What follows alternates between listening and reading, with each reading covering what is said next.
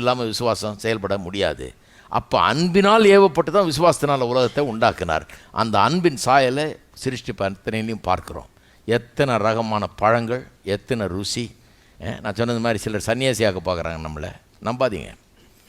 ஒருத்தர் சொல்வார், இதெல்லாம் ருசித்து ரசித்து சாப்பிடக்கூடாது, பேசாமல் முழுங்கிடணும்.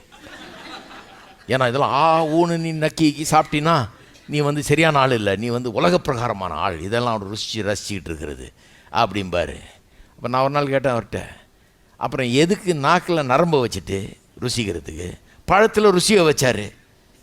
இது கணக்கு எனக்கு சிம்பிளாக விளங்கிடுது, முட்டாளு கூட விளங்கிடும். நாக்கில் ருசிக்கிறதுக்கு நரம்பு, பழத்தில் ருசியை கொடுக்குற சக்தி, இது ரெண்டும் கனெக்ட் ஆக வேணாமா? அதனால தான் இதை தூக்கி அதில் வாயில் வைக்கிறோம். ஏன்னா இங்கே ருசிக்கிற சக்தி இருக்குது, அதில் ருசியை கொடுக்குற சக்தி இருக்குது. அனுபவின்றார். இந்த அனுபவி ராஜா அனுபவியை உலகத்துக்கு காரியமாக்கிட்டோம். நம்ம சபைக்குள்ளே எல்லாம் சன்னியாசி மாதிரி ஆகிட்டோம். எல்லாம் எதுவும் அனுபவம் வேண்டாம், எதுவும் வேண்டாம் எனக்கு, உலகத்தில் ஒன்றுமே வேண்டாம் எனக்கு. ஒரு நல்ல பழத்தை கூட சந்தோஷமாக சாப்பிட முடியல, அதில் கூட ஒரு குற்ற உணர்வு. இருக்கிறீங்களா? வேத வசனம் முழுவதுமே ரெண்டே காரியம். ஒன்று என்ன? தேவனை அனுபவி நல்லா, அப்புறம் தேவன் உனக்காக உண்டாக்கின எல்லாவற்றையும் அனுபவி. இதுதான் இந்த என்ஜாய்ன்றது உலகத்துக்கு போயிடுச்சு வார்த்தை. இப்போ நம்ம என்ஜாய்னால கோபம் வருது அவங்களுக்கு. அது என்ன என்ஜாய்? இப்போ பக்தி மார்க்கத்தில் வந்துட்டோம். நம்ம என்ஜாய்மெண்ட்டு இப்போது என்னென்ன வழங்குறது இல்லை நமக்கு. அந்த மாதிரி பக்தி முத்தி போயிடுச்சு.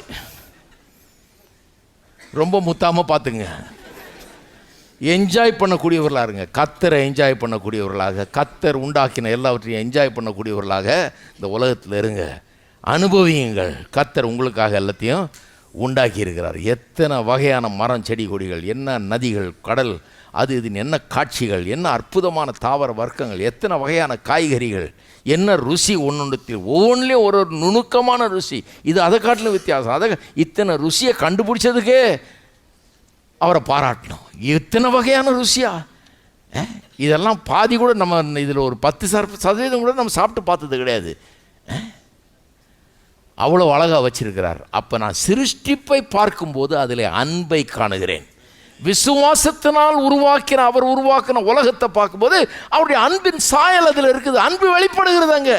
அன்பினால் உண்டாக்கப்பட்ட உலகம். அப்போ நான் சொல்லுகிறேன், விசுவாசிகளாகிய நீங்களும் நானும் நம்மால் உருவாக்கப்படுகிற காரியங்கள், விசுவாசத்தினால நாம் செய்யும் சாதனைகள், விசுவாசத்தினால நாம் செய்யும் காரியங்கள் எல்லாத்திலும் அந்த அன்பின் சாயல் இருக்க வேண்டும்.